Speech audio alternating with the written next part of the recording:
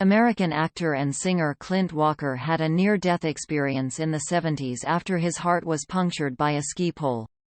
Find out what happened to him and how he survived the death scare.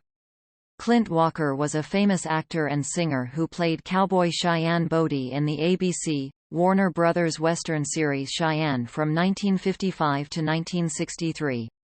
He starred in many hit movies and became popular. However, his life would have been cut short after an accident left his heart pierced by a ski pole. Although he was pronounced dead, Clint survived the incident and recovered quickly. Clint was born Norman Eugene Walker in Hartford, Illinois, on May 30, 1927. He was the son of Gladys Hulda and Paul Arnold Walker and had a twin sister named Lucy, who died in 2000. Clint dropped out of school to work at a factory and on a riverboat. At 17, he joined the U.S. Merchant Marine in the final months of the Second World War. After leaving the Merchant Marine, Clint worked odd jobs in Brownwood, Texas, Long Beach, California, and Las Vegas, Nevada. Clint's odd jobs included being a doorman, a sheet metal worker, and a nightclub bouncer. While Clint was working as a doorman at Sands Hotel in Las Vegas, he met actor Van Johnson, who suggested that he should explore acting. His Hollywood venture did not take off smoothly, even though he landed a small and uncredited role in a Bowery Boys film titled Jungle Gents in 1954. After that, he was given a chance to meet with legendary film director Cecil B. DeMille, who was making plans for his epic movie The Ten Commandments. While on his way to DeMille's studio, Clint met a stranded older woman and helped her change her tire. When he arrived at the meeting, DeMille told him sternly that he was late. There and then, Clint thought his career had come to an end before it even got the chance of taking off. However, he explained to the director that he helped someone on his way to the studio. Surprisingly, DeMille told him he knew about his act of kindness because the woman he helped was his secretary. Clint appeared in The Ten Commandments as the captain of the Sardinian Guards. With the help of a friend in the movie industry, Clint got some bit-part roles that brought him to the attention of Warner Brothers, which was developing a Western-style TV series. Clint was good-looking and had an imposing physique as he stood 6 feet and 6 inches tall. In addition, he had a 48-inch chest and a 32-inch waist. Clint's impressive physique helped him land the lead role in Warner Brothers' hit TV series, Cheyenne. However, getting the role did not come easy for him as he fought off stiff competition. According to Clint, Warner Brothers had all of Hollywood's leading men available to test for the role 2 days in a row and had to test him with them. On the first day, he was very nervous as he could see all the people he had seen in pictures over the years. Hence, he felt he did not stand a chance against such big names. However, on the second day, he thought that since he would not get the job anyway, he should relax and enjoy it. That was precisely what he did. 4 days later, after a review of everything, he was named the lead character, Cheyenne Bodie. When the shooting of Cheyenne's first season began, Clinton confessed to the crew that he did not have much experience on horseback. They responded by telling him he would either be a good rider or a dead one. Clinton recalled wondering a few times which one it was going to be.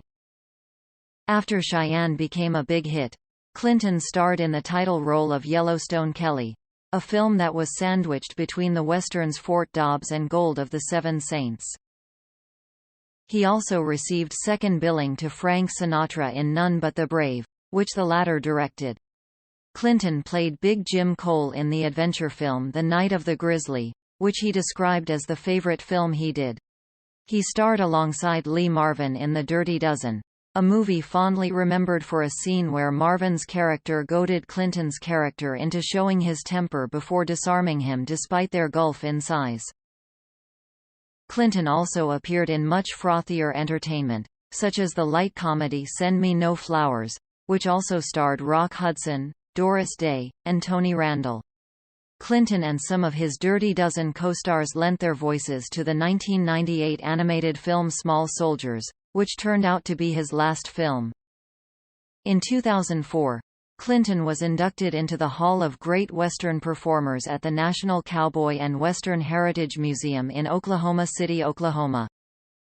Clint survived a death scare during his lifetime after a ski pole went through his heart while he was trying to get off a ski lift. There are conflicting dates for when the accident occurred. The New York Times reported it happened in 1973, while some other reports say it happened in 1971.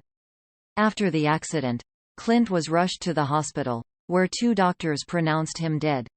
However, a third doctor, who happened to be a heart specialist, was visiting a friend at the hospital and took a shortcut through the basement where Clint's supposed dead body had been put. When the doctor saw Clint lying there, he checked him out and believed he was still alive. The next morning, Clint woke up in intensive care, and the doctor told him he was a medical mystery.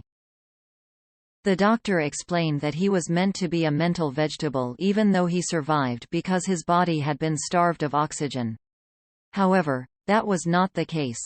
2 months after, Clint made a full recovery and was working again. During an interview with the Archive of American Television, Clint recounted his near-death experience and narrated what he felt while lying down in the basement. He said, "When I was lying in the basement, I was in that spirit body and felt comfortable. I was more alive, alert, aware and suddenly knew things I never knew before." Clint said he was not particularly concerned about going back. However, he thought there was something he came to Earth to do but had not done yet. Hence, he felt he should go back and have another crack at it. Hence, he asked God to allow him to go back and have another crack at it. Clint said the doctor told him he did not know what it was, but he just did not feel he was dead. Clint attributed the doctor's miraculous intervention to God answering his request. Clint was married thrice in his lifetime. His first marriage was to Verna Garver in 1948. He and Garver shared a daughter named Valerie, born in 1950. However, they divorced in 1968. In 1974, the legendary actor married Giselle Hennessy. Their marriage ended after Hennessy's death in 1994. Clint's third marriage was to Susan Cavallari in 1997. They remained married until his death in 2018. Clint died at a hospital of congestive heart failure in Grass Valley, California, on May 21, 2018. His daughter, Valerie, confirmed his death. He was 90 years old and was survived by Valerie and Cavallari.